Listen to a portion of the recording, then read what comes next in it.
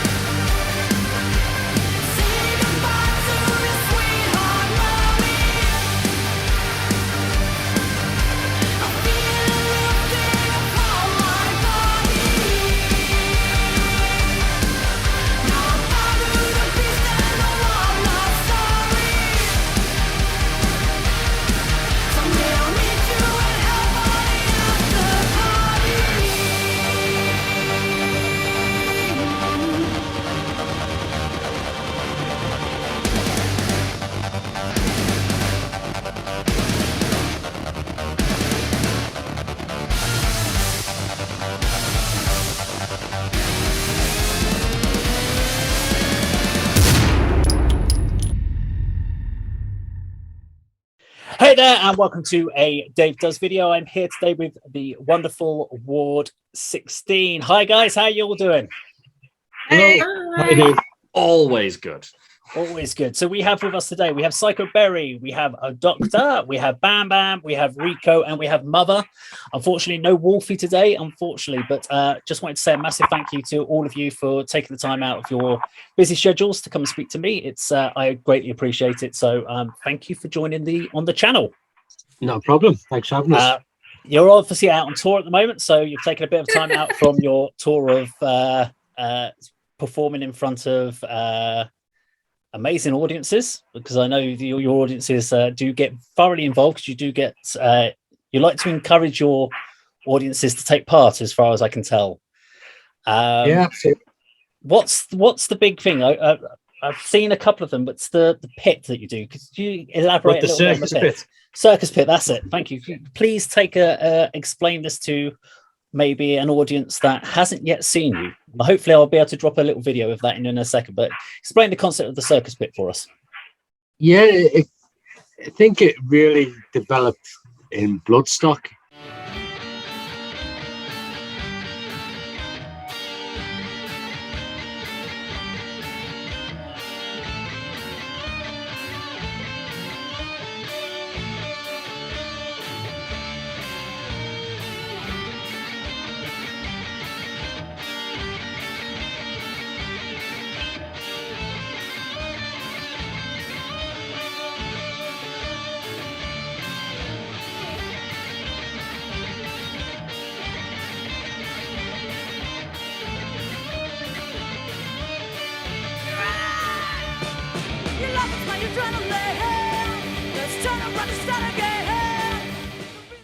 We used to do something different. Yeah.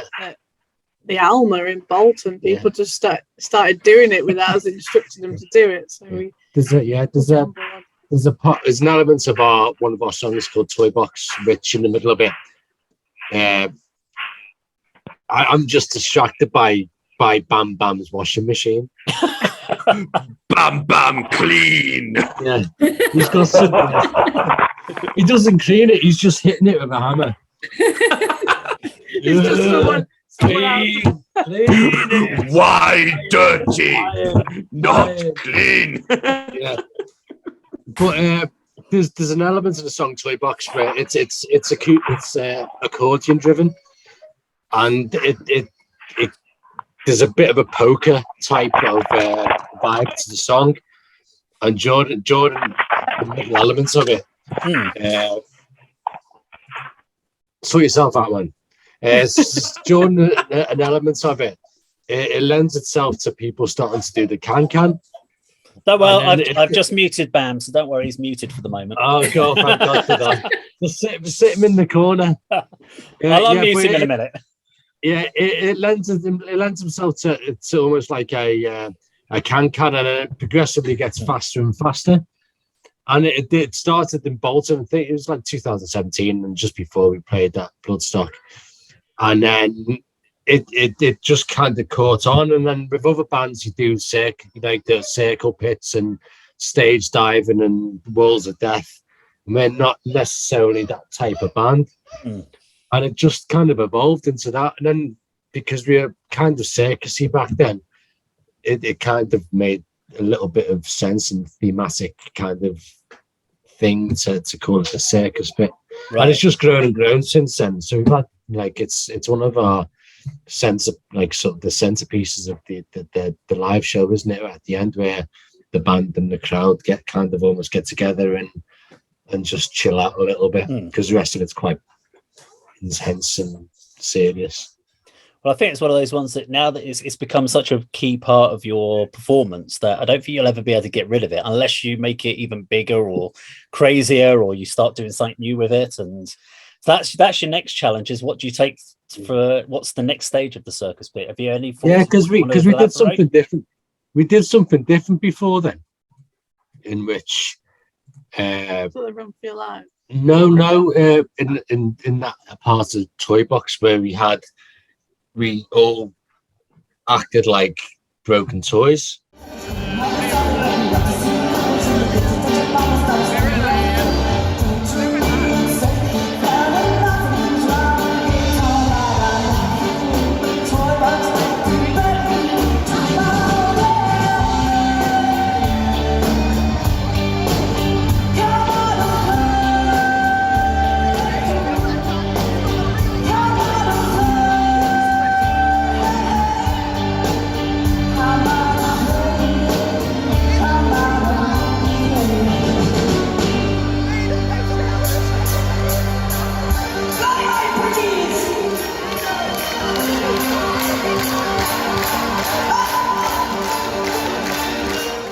And she'd go round to the back of each of us with a big metal key. That came about because we played at Leeds Academy, and I couldn't get in. At the time, I didn't have a wireless mic, so I couldn't get in. We were playing a much bigger show, so getting into the crowd, I had to make sure I was back on stage for when I started singing. Okay. So at that particular venue, the only way to get back on stage was to go right around.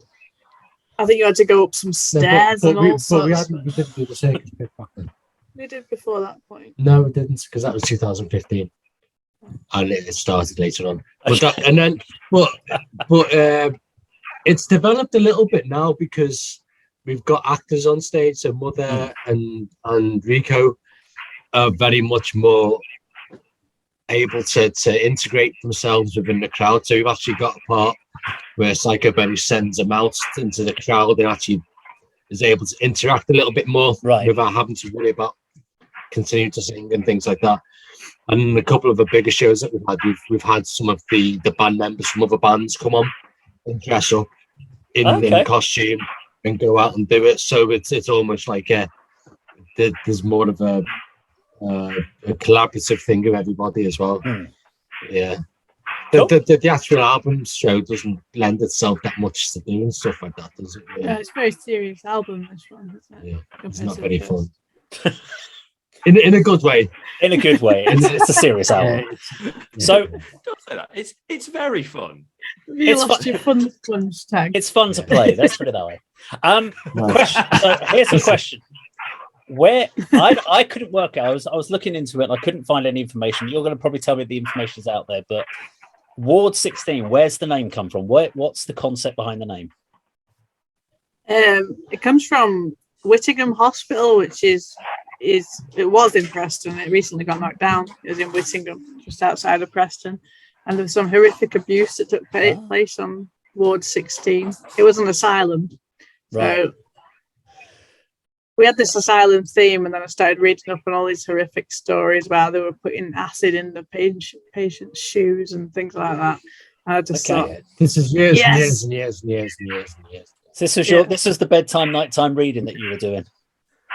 Pretty much, yeah. And I good cheerful stuff. So we literally spent about a year trying to get a band name, and we had a list on the board. About 20 names on there or something, and we just could not choose. And I just started reading these stories, and I put this name on.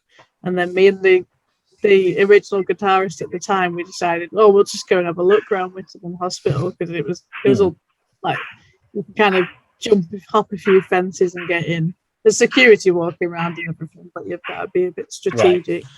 Go in the middle of the night.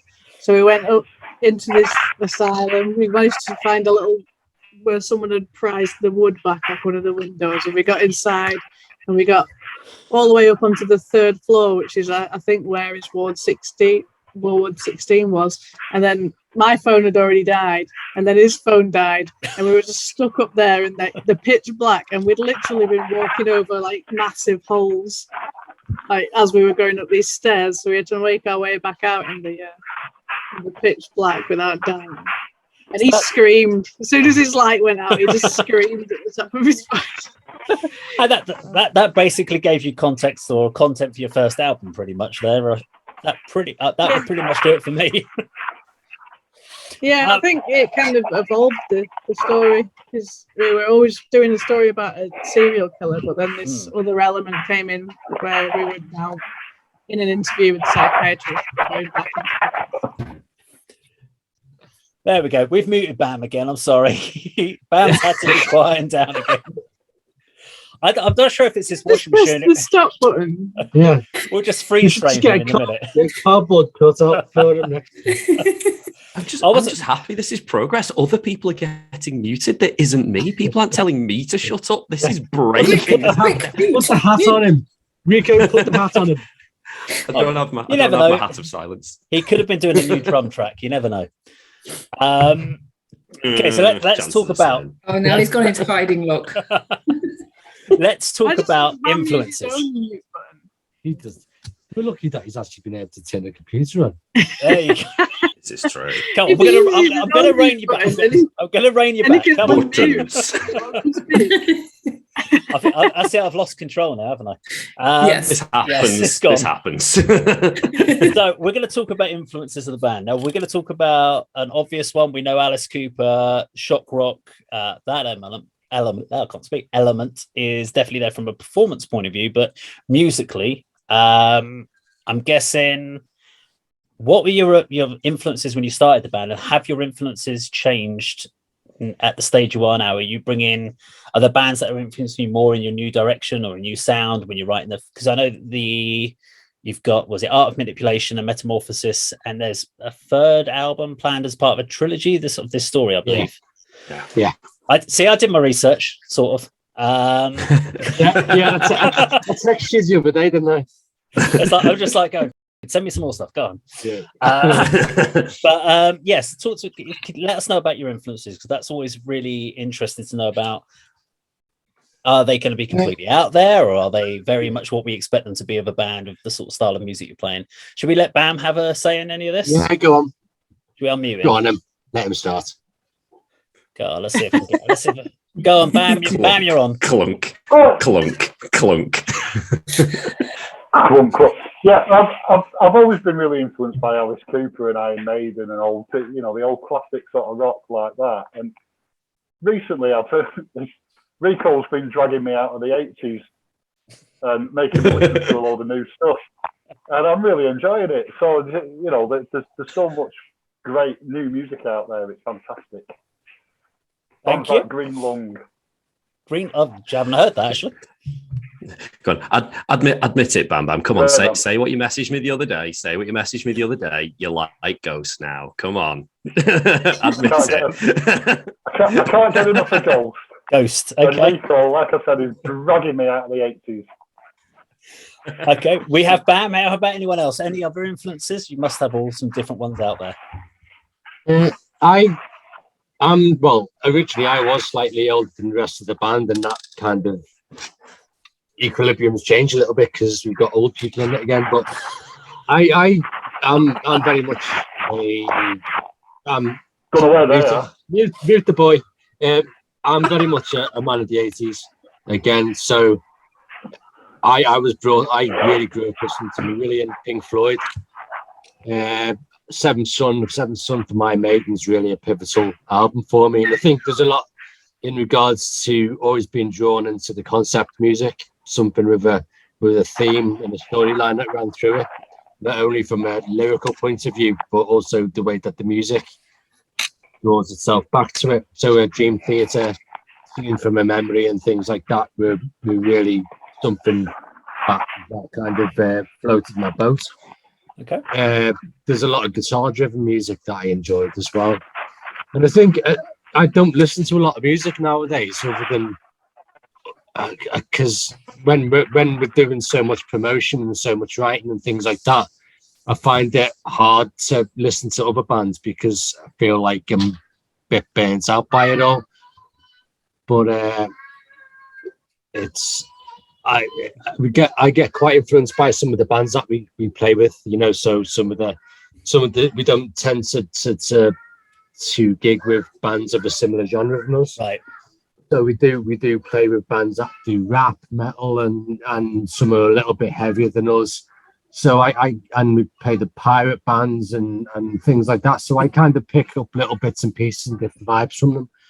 But a lot of it, I not so much to me. I like the thematic bits. So like some the music from films, like film soundtracks and things like that, I listen to more, and that kind of helps kind of try to make soundtracks go through the music itself and get it all together. Cool. So the visualization, it does help with that sort of. Yeah, I think so, and especially if I love concept bands, and I think concept albums, and I think there's a certain way to to really optimize that and making sure that it really runs like a story and keeps it all linked together. Although there are different songs and different things like that, it's the emotive side. We're not just writing music; we're writing a story.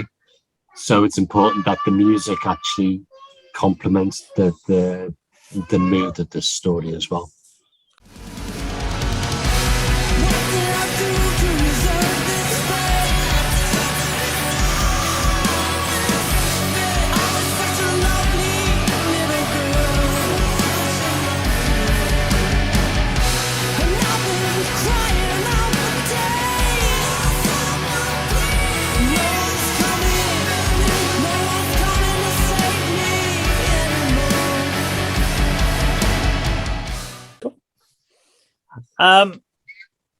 So I've seen that the band has definitely been evolving, especially if you look at some of the older images of the band when it was kind of first started out in the band, and it's very becoming much more cohesive with a clear plan. Is there a plan for the future as far as to make it bigger, more instrumentation, take it into more concepts apart from, obviously we've got the bass, we've got the drums, we've got the guitars, we've got the actors. Are we thinking any more instrumentation coming in? Are we thinking bigger keyboardists? Have we got any other kind of broader plans of where you want to take the band next? I think the keys have always been quite an integral part of the sound anyway, because it allows us to have a lot of, it's the one instrument that can be anything, so we can make the sound fit the theme of the song. So we're always going to keep that element. I think finding people to play the keyboards has always been a challenge. Right. Not just finding them to play, but keeping them on board. They were a weird sort of folk. I'm not sure where they all hang out and hide, to be honest. But yeah, so I think we're always looking at, we don't necessarily go, oh, we want our next album to have these sounds on it. It's going to be a case of we write the story and then we see what mood it needs to be, and then that's how we pick what the sound of the song is. It's not like we want to just expand into this genre or anything like that. Right. And with you've obviously, well, from what I've read, you've got the trilogy of albums that you've got to tell this story. Do we know what's going to happen after that third album? Have you already thought what's going to happen after the story finishes? We've got ideas, although we've nothing. Spin-offs like Frasier and Cheers, and like Joey from. Oh God, no! Not Joey, not Joey. That Not Joey. No. The Doctor just made a joke. Doc just made a joke. Well done, buddy. You said you're joking. If you keep it, you won't get your own spin-off, mate. Me? Nobody will want my spin-off. It would just be me knocking myself out on everything I can find, and that'd be the end of it. I've let Bam Bam. We'll have a double spin-off. We'll have you knocking yourself out on stuff and me getting drunk. How's that sound? Yeah, I think we'd watch that. Yeah, that'd be great. You can just Pretty point and much laugh what at the me show is while I had. already. Yeah, How does that that is- differ from the current Yeah, that's. show? I mean, saved one just for you. I'll tell you what, that's one of a bump on your head there, isn't it? Oh yeah, it's still Is there. it still there? Yeah, Oh, still yeah. a good bump, yeah. That's- We hit on the great idea that it's like I can, you know what, I'm getting pretty good at like sort of faking crashing my head off things. This will be great. So when we played Sheffield, I completely misjudged and headbutted one of the monitors, and that was fun. That was good. That, you know, finish He had the the show. grill printed in his head. Nice. Okay. I mean, thing is though, that'll be in the past 3 shows we've done, 2 of them I've headbutted things way harder than I should have done. So I think I should probably slow down if I want to have a functioning brain by the end of the tour. You're suffering for your arts. That's what they say. Did it hurt? Yes. Did it look good? Yes.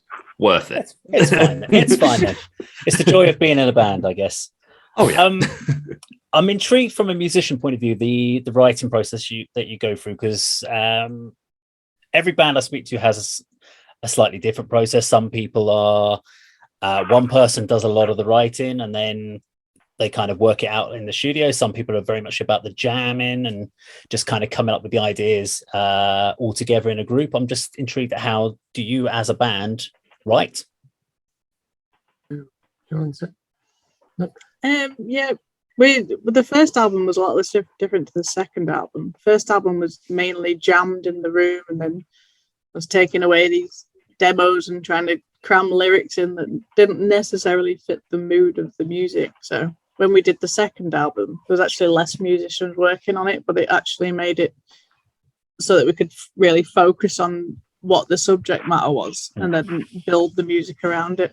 And we demoed things. We got a bit more savvy with the technology, so we were putting things down on the computer, then we could actually listen back to it. Whereas in the first album, we were just playing it all in the room, weren't we? And then we'd take it to the studio, and then you could hear all these mistakes that everyone was playing, which you couldn't necessarily hear in this wall of noise. Yeah.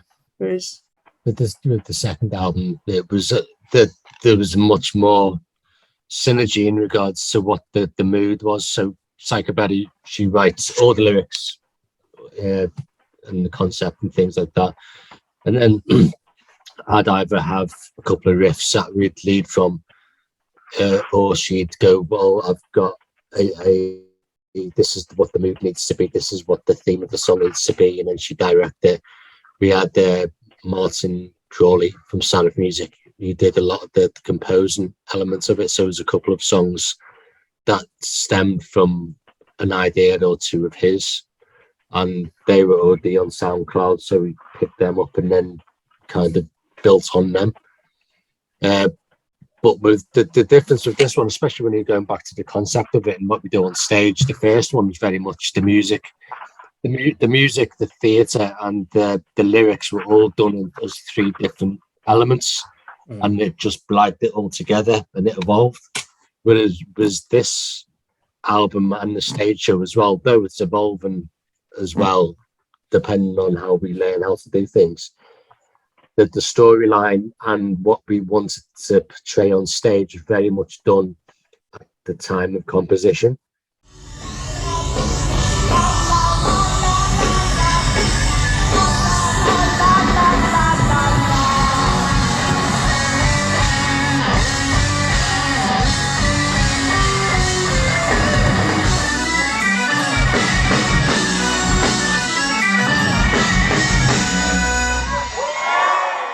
So we were actually working in almost 2 or 3 streams where we were writing the music, writing the lyrics, and then also writing the stage show and saying this is what we could do to show, so it didn't feel like it was nailed on or bolted on at the end of it. It actually feels like it's quite an organic way of presenting the story, because there's no point doing what we're doing if the story and the show doesn't reflect it. And we were quite lucky then. We got Rico and Mother, who were so keen to actually take that side of it on and take that pressure off, like the musical side. And then they built that stage show up on its own. So obviously we had the props and we had the little bits and pieces in the state and what it looked like in the backdrop, but then they've started to build it in like on their own respect. So there's almost 3 different kind of pathways of the performance that's happening the whole time. Which is perfect, because that was actually my next question. So for Mother and Rico, how did putting together the stage show? I know it's not obviously just Mother and Rico, but I'd love to understand from your point of view how the concepts have come together, especially from a point of the venues you play are going to be varying in sizes. So how do you get a stage show that you obviously practice and put together and have thought out, and then have to adapt it, change it to fit a size of a stage that's a front room size to the size of a stage that's a massive car park size? How do you put that together, and how do you work it? It actually kind of, in a way, went in the opposite way than you'd thought, because when we first rehearsed the stage show, we rehearsed it in Psycho Berry and Dr. von Stein's living room. So we were like, right, we know this, we've got this, we've planned this, perfect, Elton, we know where everything is. And then the first show we played, that stage show, was Bloodstock, Sophie Lancaster stage, which is massive. And we were there thinking, it's all right, we can do our entrance, we can do our exit. And then we realized, hang on, we've got like 5 minutes sprint to get from one bit to the next. So we were going, and then I can just leave the stage, do this costume change, and I'll be back on. And the next thing you know, you realize it's not that easy. Right. But a lot of the time when we go to a new venue, it's taking a good 5 minutes at the start, looking at the stage and going, right, is this going to fit there? Is that going to go there? Have we got anywhere where if this doesn't work, we can do that? I mean, the past couple of shows we've played have been good sized stages. So it's kind of a good sort of, I mean, I'm just speaking for me here. I'm not speaking for Mother on this, but it's almost like a nice sort of slow, gradual ease into different size stages, so we can work out how things can flow. Because we're fully anticipating getting some venue and just going, right, we're going to have to redesign everything in like 5 minutes. But okay.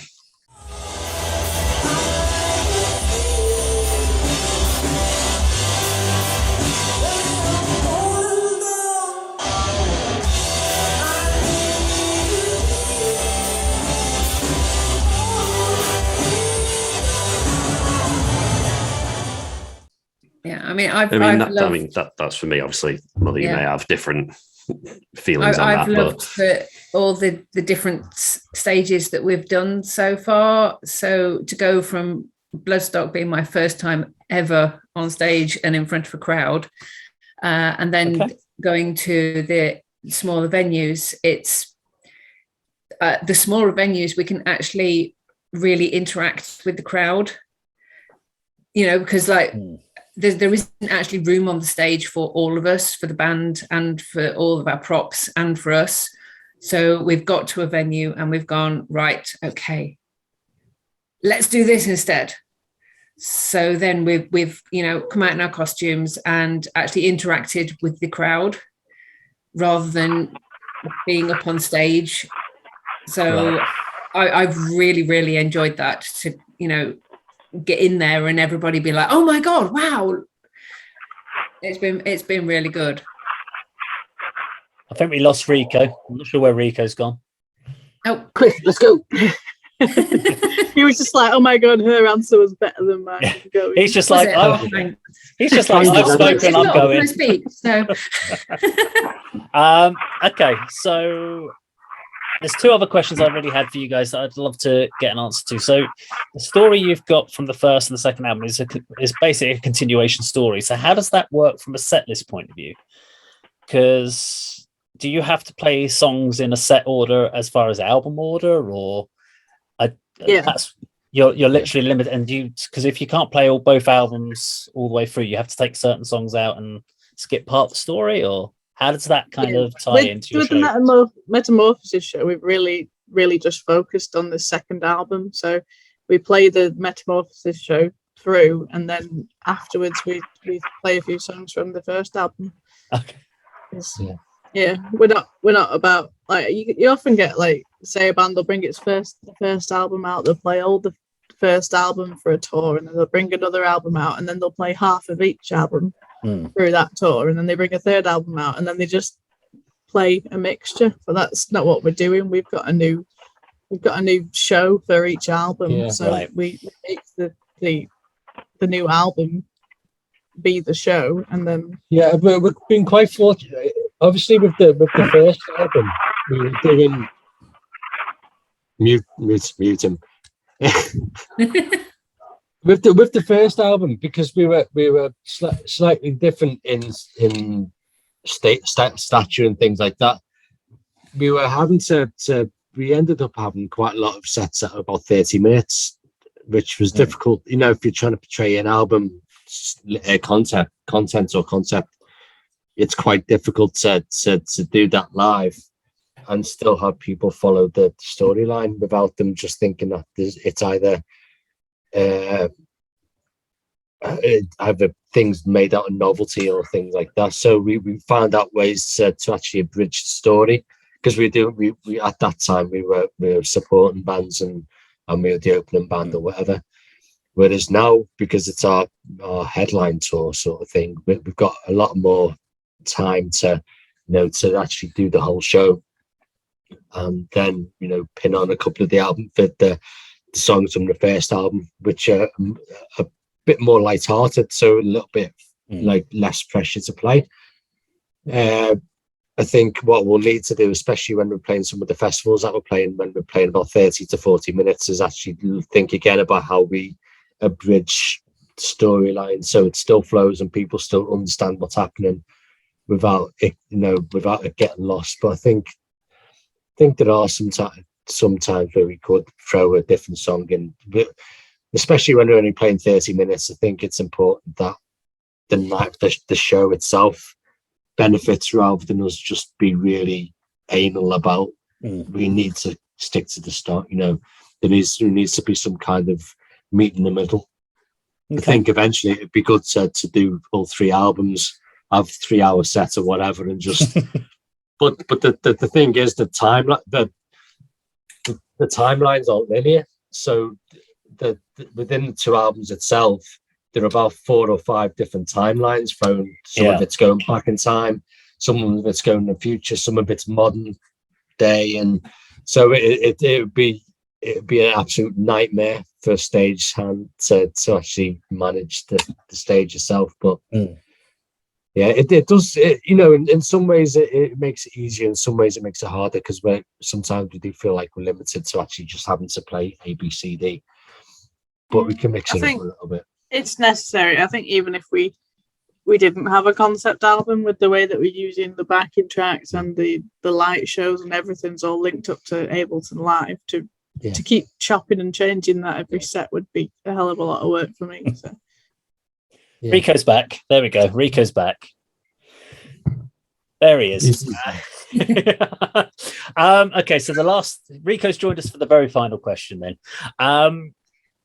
So far, I guess I love to find out from bands, what is your biggest memory, biggest what the hell moment, thing that's just taken you and blown you away experience as a band? I think for me, probably when we played Bloodstock 2017, because it was the first. We'd only ever played pubs up till that point, I think, apart from that one show where we don't talk about that competition. Yeah, but and we were on first. Was it 10:30 in the morning? And we just had no idea if anyone was going to turn up to the set. We'd done so much promotion the day before, leading up to it, but we didn't know. We were like, nobody's going to get out of bed to come and watch us. They're just not going to do it. So we all got up, we got ready, and we're all feeling a bit, I don't know, it's first thing in the morning at Bloodstock. And then we just saw this like stampede of people coming over to the tent, and it was just such a huge relief after all the work that we'd done leading up to it. Like, people genuinely wanted to come and see the show, and they were all, we'd said that if you came, the first 100 that got a free goodie bag, and they were only they only had like a sticker and a shot and something in them, but these people just really wanted these goodie bags, and they were legging it, racing each other to try and get hold of them. I have to say, our album launch in December, and it wasn't don't get me wrong, it's not the big, like the both bloodstocks have been phenomenal, like eye openers for me, like sort of scale wise. But because they're a festival, people are there anyway, and whether it was us or somebody else, they would have, they would have gone and seen the band. But the album launch had been, postponed about 3 or 4 times, or twice, wasn't it? Twice. Yeah. And it was just before. Well, it was around that time Boris said, "You're allowed out, but you might want to," kind of thing. So there's a load of. It was a lot of insecurity around it. It was our biggest headline gig. It was a standalone gig that we'd ever done, selling tickets and things like that. That we'd never done really in the past. We'd kind of just done 3 gigs or whatever. And then just before I went out to sort the merch stand out and went downstairs at the academy to get some money out. And it's a spiral staircase going all the way. We were on the top floor. There was a spiral staircase going all the way down to the bottom floor. So it was about 4 floors, something like that. And it was just top to bottom in a queue of people wearing our t-shirts. And it's like, oh my God, this is just because people have come out just before Christmas on their own, off their own bat, and paid just to come see us. So I kind of ran down the stairs, like high-fiving everybody as we going down. It was amazing because it's not something that I expected to happen, really. Cool. How about Mother? Any particular thing that stood out for yourself? I'll have to agree with Dave. The launch party. I mean, admittedly, obviously, Bloodstock was just like unbelievable to be up on that huge stage with what seemed like thousands of people down there watching us. But the launch party, because those, like David says, they were there to just see the band. So it was just like the nerves were greater at the launch party than they were at Bloodstock, because it was all hanging on us. It's for us. Rico, yourself, how about you?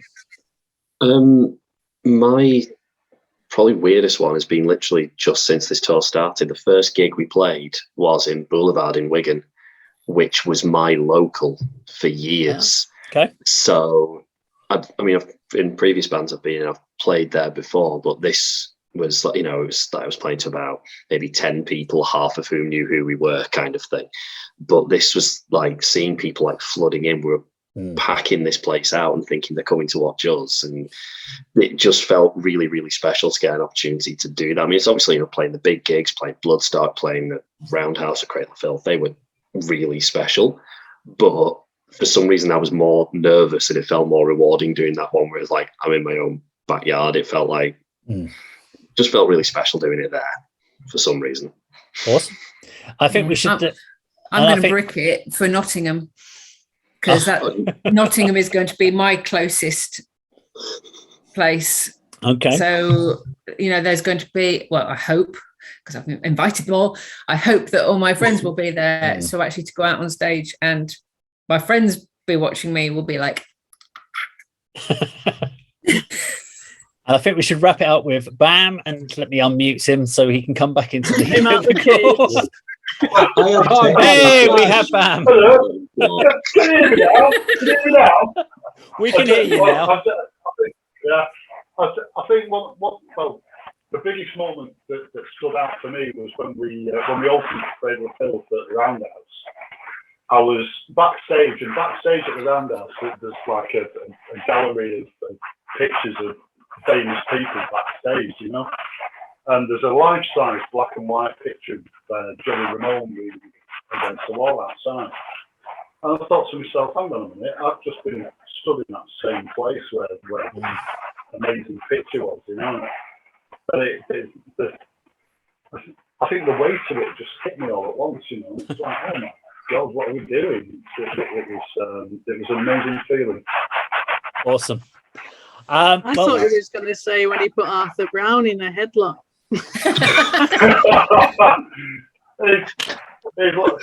every day you get to put Arthur Brown in a headlock, is it, Brandman? Lovely man. So wonderful to talk to him, but he was going to talk to Bam Bam whether he wanted to or not. Bam Bam decided he was talking to it, and that was the end of it. Well, I'd rather a lot of this stuff. I just wanted to say, well, thank you for taking the time out of your day to come and speak to me. It's unfortunately we've got to wrap it up for today. It's been great having the whole of Ward 16, well, almost the whole of Ward 16 with us today. Shame we couldn't speak to Wolfie, but maybe the next time. For those watching, Ward 16 is still out on tour, so make sure you get your tickets, get out and check them out on the tour, and obviously check out all of their music videos and check out the reaction videos on the channel as well to their videos, which are on mine. There's some tour dates coming up. And thank you very much, guys, for taking your time. And thank you. And have a great rest of your day. Take care. Thank you. Thank you. Bye.